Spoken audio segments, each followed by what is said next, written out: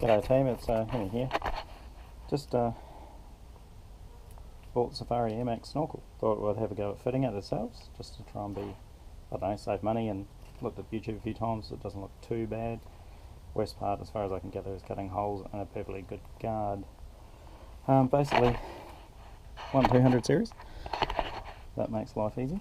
Opened the box, first thing I found was instructions, so pretty straightforward. Basically gives you details, all the parts, and it just goes blow by blow, so it's pretty easy to follow by the looks. As I said, worst part is putting holes in your guard. Tells you about basically everything, step by step. So it's come in this box, that's it there. The snorkel consists of the main head, of course, or whatever you want to call it, I don't know. You get a bag full of random things, bolts, hose clamps. Obviously those are numbered, so you know what's what. There's a gasket it comes with, and also underneath is just a cardboard template. So that's what you stick on the guard, obviously. We've got that bit connects into your airbox off the snorkel, and here's the head, of course, and one truck. So basically it mounts right here. So far all I've done is clean the guard down. For some reason everyone keeps cleaning it with something, so we've just used window cleaner, get any residue off it, ready to go. So basically where I'm going to start is I'm going to take the mud flap off and all this inner guard. So basically the mud flap's pretty straightforward. Sorry, first time doing this. Basically remove these bolts. There's 1, 2, 3, there's 4 of those, and then you've just got all these little clips that come out.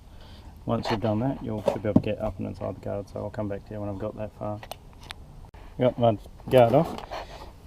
It was pretty straightforward. As I said, just the bolts. Got one stupid little clip on the bottom.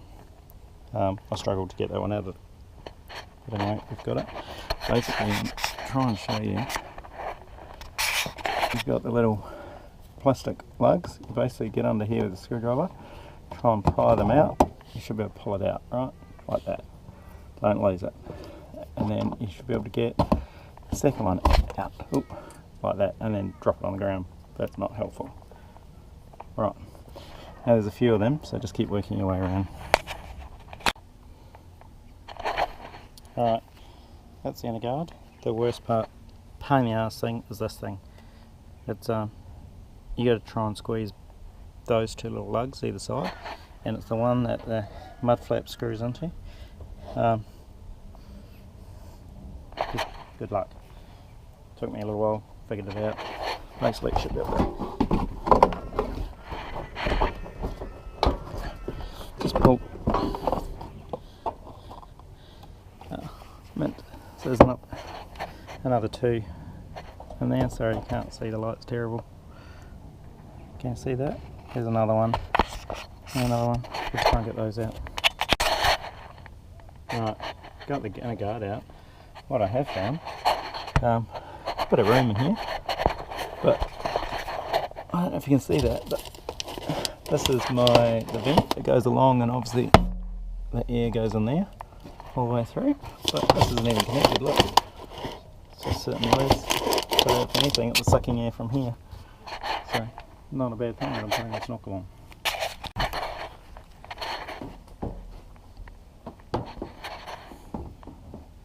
Anyway, that's where it draws air from.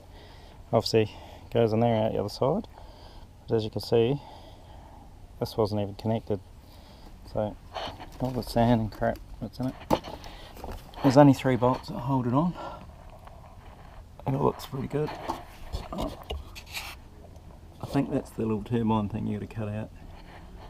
Basically, he's ready for the template. Everyone seems to take the indicator off. Apparently it makes it easier. I have no idea. It probably makes the template sit better. So you just push it forward and pull it back, and that's off. Okay. And then just unplug it. There's a little squeeze button on the back. Squeeze that.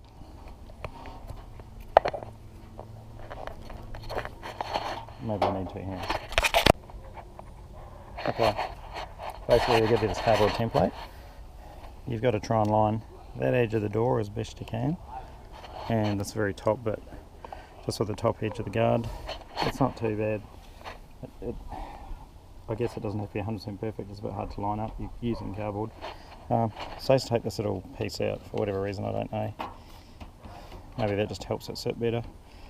And then we're going to mark all these holes, basically. So those are drill hair spots. Okay, come back soon. Alright, basically marked all the holes as per the instructions. Now we're dangerous.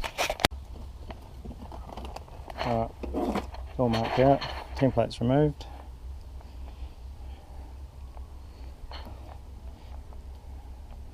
So, according to the instructions, this one's a 114mm hole, so there's 2 of those, and you cut this little chunk out to make it one big oblong oval, I guess. And then all the other ones are 16mm diameter. So basically these got to be drilled to 16mm deep. Going to centre punch it first. So basically put that in the middle, give it a whack just to stop it slipping out. Second thing I'm going to do is just use a small double-ended drill bit, do a pilot hole. Then we'll break out the, whatever you call it, step drill bit, do the bigger holes, go from there. The big hole I'm not sure yet. Right, use the centre punch. Basically these ones felt pretty solid, that was alright. All these other ones just felt real tinny and soft, like you're going to dent the panel. So I don't know how deep you can do it, just do your best I guess. Basically trying to drill. Just a random little tip I guess. The reason I bought the double-ended drill bits with the little shank, because when you go to drill, basically you've got control, you can stop here. If it was all basically a full drill bit, chances are you'll keep going until you hit the guard with the drill bit if you push too hard. Plus remember the panels are really soft, so basically as you drill in, the panel will push in, so you don't want to dent it. Basically the pressure you put on, just be careful because you can flex that quite a lot, and you'll probably regret it in the end. Yes, the bolt will pull it back, but you want to try and do it right the first time I guess. Right, don't be afraid to keep turning the drill bit around. I've done 1, 2, 3, 4, 5, 6 holes. For what it's worth, it's only a $3 bit. Turn it around, start again, 2 new holes, nice clean sharp bit. You don't have to, you could probably use this over and over, but just one of those things, you don't want to mess it up and you don't need to make it any harder than what it needs to be, so random little tip. Also just blow the excess off, don't wipe it with your hand, you'll just scratch the paint and all the swarf will go everywhere. And try to pick more appropriate footwear because the swarf seems to get between your toes and it's really annoying. But that's basically it. Okay, so we've got a step drill. Basically, I don't know if you can see that, but it's got measurements all the way down on it. Each step is a different measurement. Best option is to try and mark it somehow so you know where to stop basically. So up to you how to do it. Some people stick tape around it. I'm just going to try and colour it in with a black pen. Not the end of the world, it'll wash off if I need to. We'll see how it goes. Okay, there you go. So basically stop when I get to just before the black, pretty much. Basically, you should fit in that hole and away you go. Wish me luck. Okay, first hole, they're quite big. Same again, push too hard, that guard will flex in, so just be careful. Another 1, 2, 3, 4, another 5 to go. Not running on battery, but those are the holes all drilled. Basically be careful, I did manage to push that in a bit, so it's a little bit dented, but hopefully it'll pull back. Just use a deburring tool, basically just around the inside of that, clean it all up. Next thing I'm going to do is put primer on it.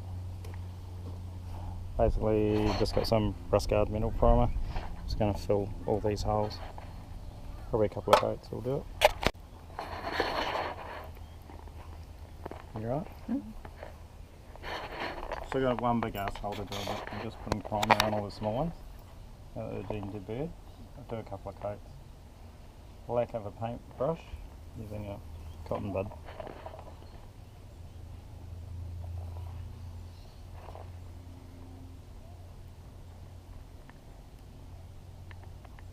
Okay, you can stop now. We got his fan club.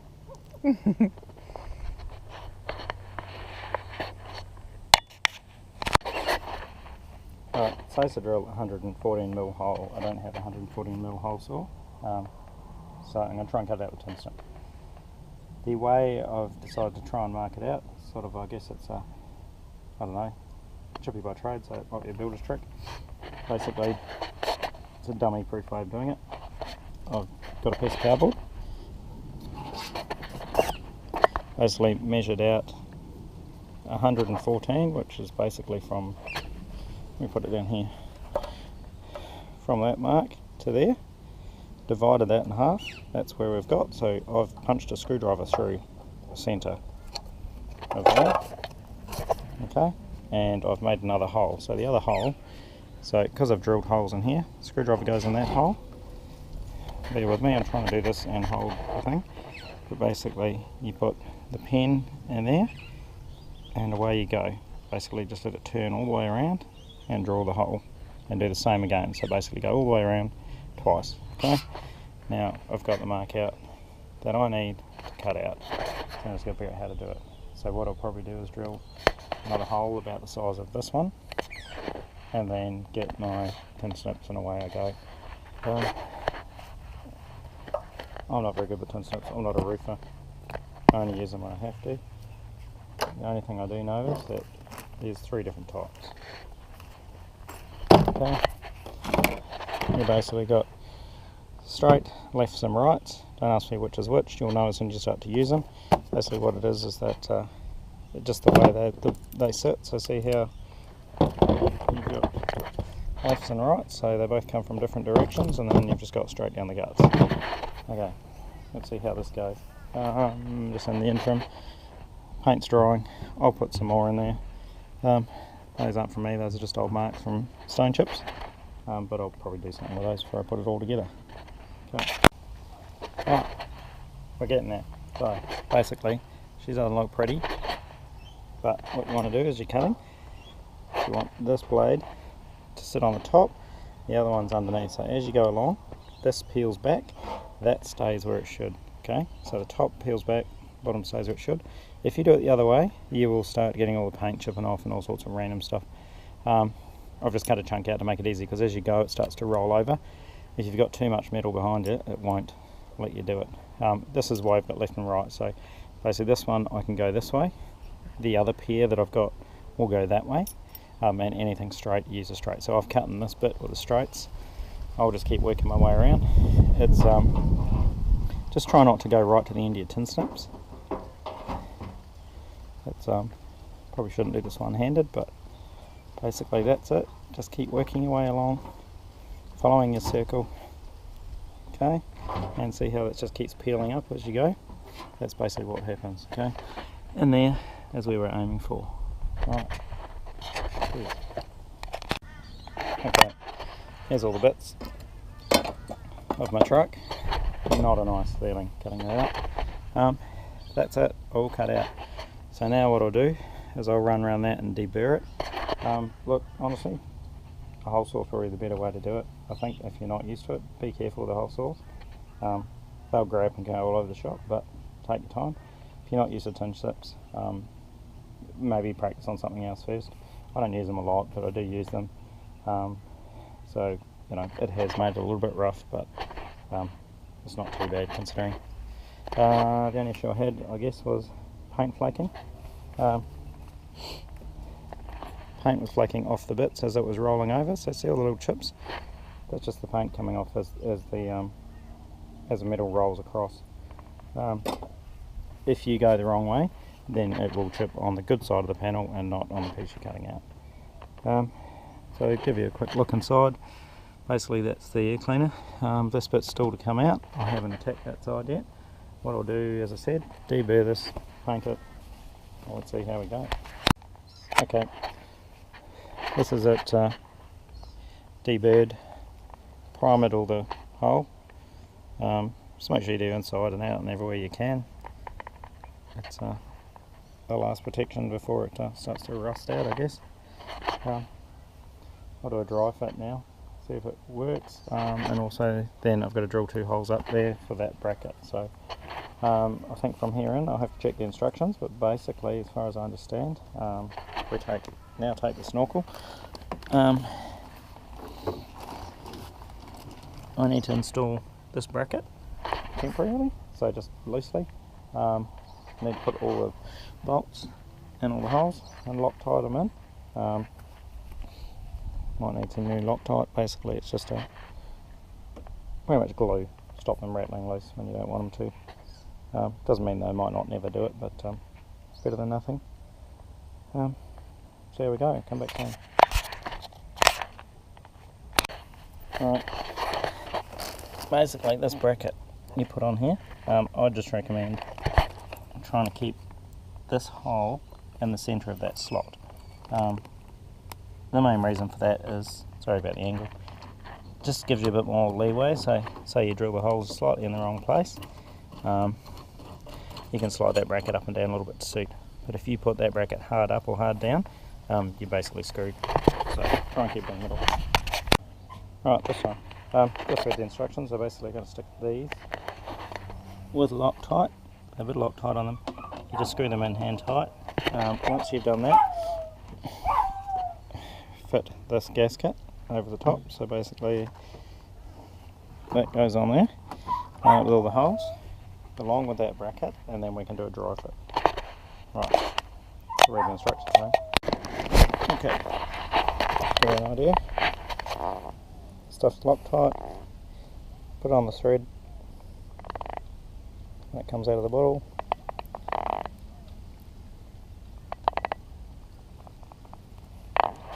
Embarrassing, start working.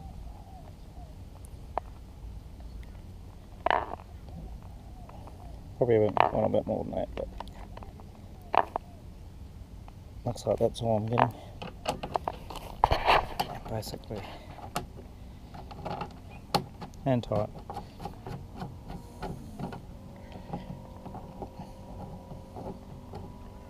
Okay, that's it. Make sure they're all cranked down properly. Now we'll fit the gasket. Right, pulled the backing off. Just stuck it on there, so that's alright. All I did was pull the backing off to about here, stuck that end on first and went that way. End it however you want. The only thing I didn't like, that it was stapled, so it had little staples, about 3 staples that stapled it to the cardboard template. When you pull it off, just be careful because you'll end up either ripping the foam. Doesn't matter if you rip cardboard, but it's not the best idea. Also applied tape on the pillar.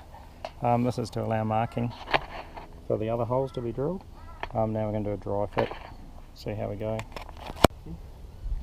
Right, it fits, holes missing in the right place. Scary shit. Just only loose fitted.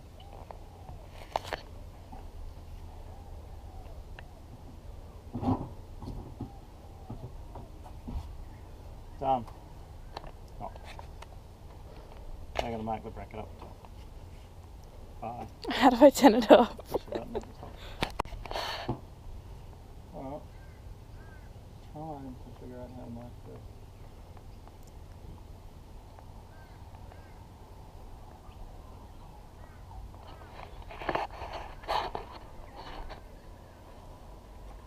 Hello. Welcome to nothing because I don't have a channel. Bye.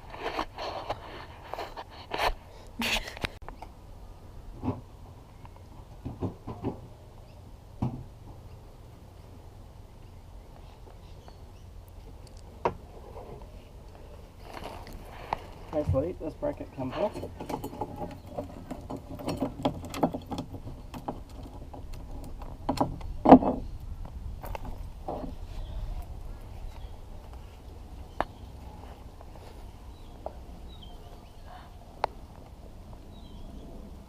and we mark the holes and drill them.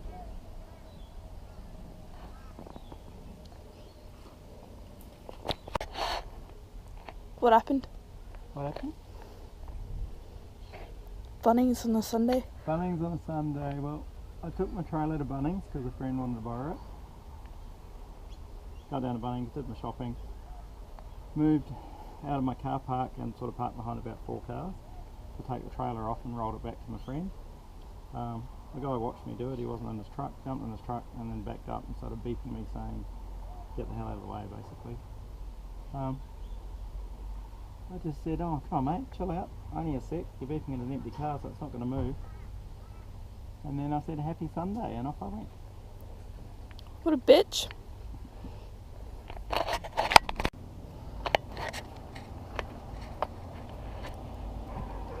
Miko.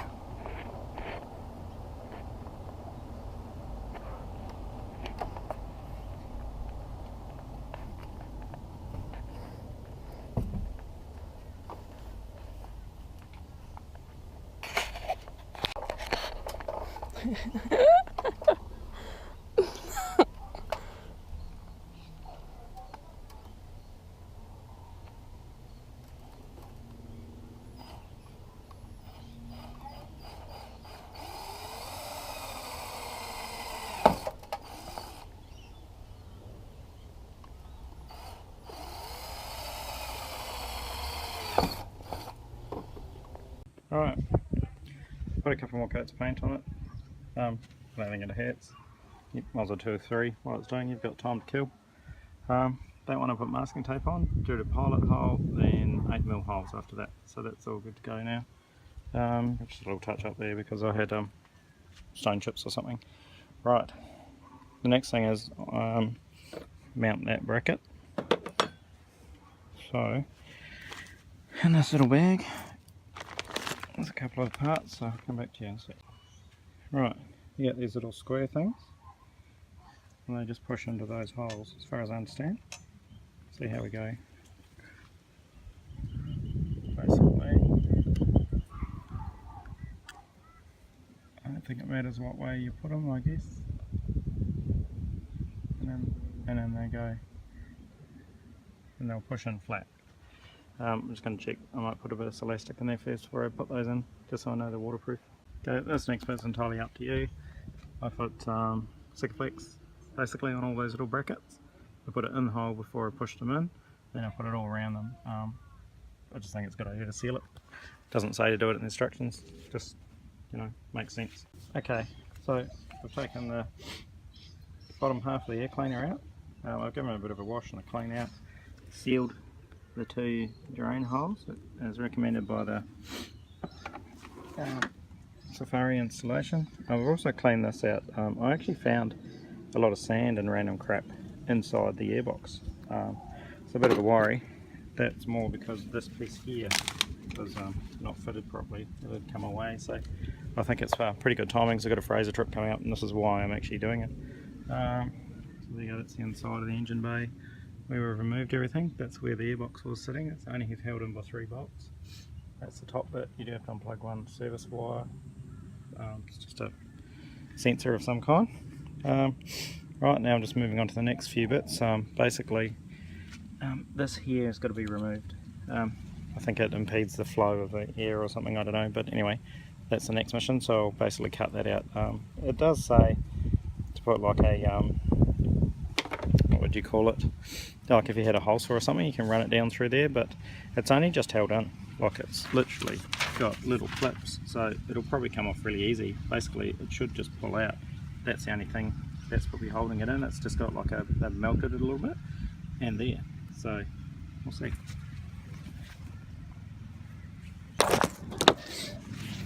Right, you take this vein out.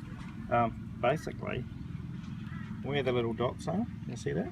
I've just driven this standing knife, craft knife, whatever you want to call it, cardboard cutter down there, and it basically popped out. That's it, done, removed. Now, basically I have to cut all these little veins out, and then I've got to Sikaflex that back in there. So basically get stuck back in just because of the size, I'm guessing. So, we'll dry that off and that's the next mission. Alright, so I've cut the vanes out. Basically I just used the tin snips, ran around the inside of the little ring there, cut them out, tidied it up a little bit the best I can. You probably could do a better job if you had really wanted to. I think if I get any funny whistling sounds or something like that, I'm guessing it would be the air going around here and making a weird sound, so I may have to come back and tidy it up. Basically I'll stick flicks to there. These, I'm going to line up the little holes, so there's a little tab on there and there's a little groove on there, so there's two of those. We'll just try and line those up the best you can. Sorry about the videoing, it's a bit hard to do and this at the same time. Hopefully we'll just push that in.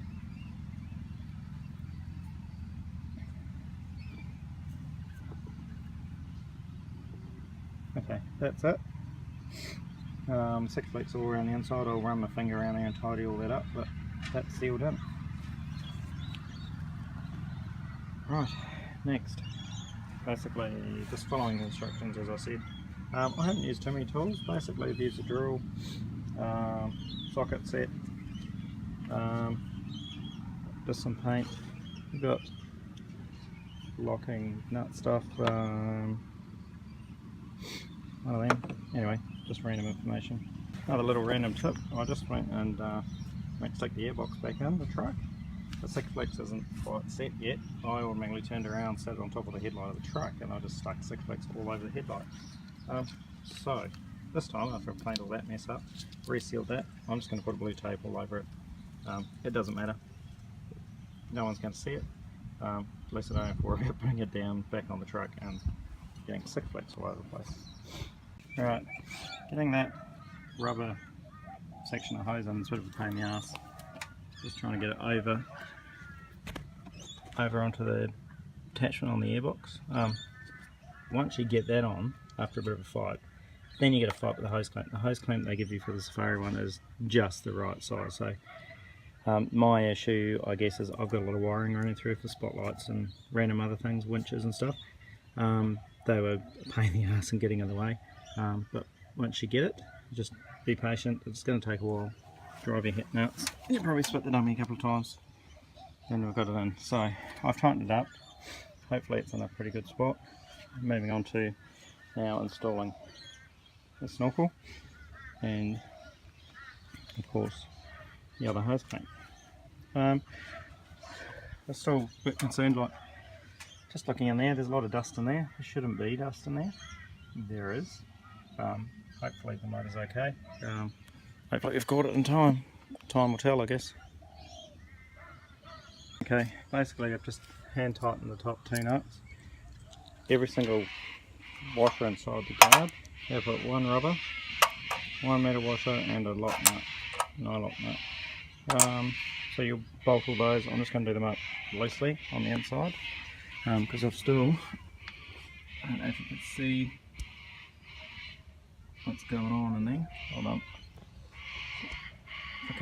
Okay, so I've still got to join those two and put the hose clamp on, but I just want to put bolt everything together a little bit just so it stays where I want it. Alright, it's dark, we're done for tonight, but basically that was a bit hard to get on. Fiddled around with it. I ended up doing all the bolts undone on the airbox so it was loose. Slipped it on as far as I could. I may have it on the airbox too far, that's why there's a little gap, this gap here, but basically that comes right out to here somewhere, so I'm hoping that's alright. I've done that up as tight as I dare to without it killing the actual, what do you call it, hose clamp. So hopefully that's okay. I don't know if I should seal it anymore or not. If you can see it all, so all the bolts and everything are all done up. You can see that it's all painted, sealed. That one up there was a bit of a pain in the ass. You need to do it with a ring spinner. You can't get into there with the socket. I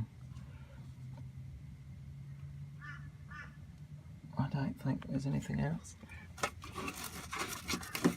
There's a lot of random shit in this truck because it was a country truck. Keep finding all sorts of things like this where rats or something have been chewing wires. Pain in the ass. Right, that should be right. Basically, it fitted up pretty good. Just slowly cranked it up, one bolt at a time, worked my way around. Just not quite on that bottom corner, but I don't think I can get it anymore without something not being happy. So it's all pretty sealed. The head goes on okay. Just put the hose clamp on the head first, then slide it on. I had to take the head off and put it back on again because I couldn't get the hose clamp to slide back up over that lump. The only thing I find with this whole thing is the hose clamps are the exact size you need, and it's just a pain in the ass. So now all I gotta do is just put the air cleaner and everything back on, and then all the inner guard goes back on underneath, and it's done. So not much else to video, I don't think. Thank you guys. Sorry, ran out of light, but that's basically it. One snorkel on one gold truck.